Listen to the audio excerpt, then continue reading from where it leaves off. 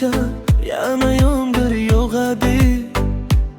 Eski xotiralar yuragimni qiynaydi. Sen ketgandan beri o'zgardi hamma narsa.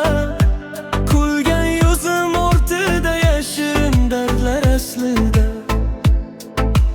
Tomchilarda ko'raman o'tgan kunlarni, birga qurgan orzular, aytilmagan so'zlarni.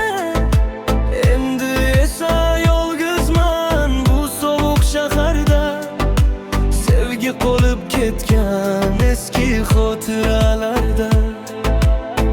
Naqaror yog'ar ko'zlarim hamdam, seni unutolmayman oradan o'tsa ham qanchadan. Yomg'ir yog'ar yuragimda alam, qaytib kelmaysan bilaman, lekin kutaman har gal.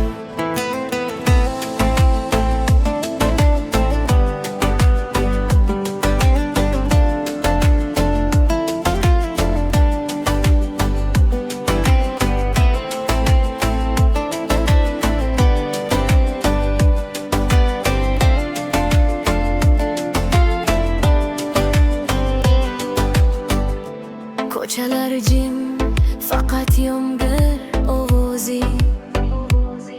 Yuragimda qolgan sening so'nggi izlaring. Vaqt davolar deyishadi barcha yarani, lekin unutolmayapman sen bergan jarohatlarni.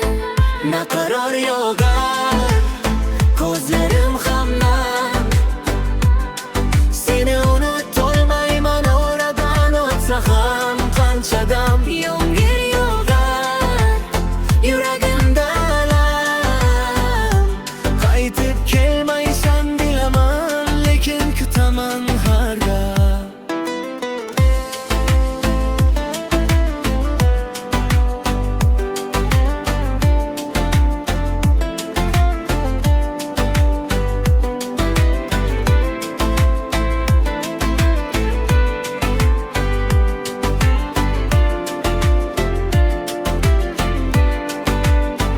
Yomg'ir yog'ar ko'zlarim hamdam, seni unutolmayman oradan o'tsa ham qanchadan. Yomg'ir yog'ar yuragimda alam, qaytib kelmaysan bilaman, lekin kutaman har gal.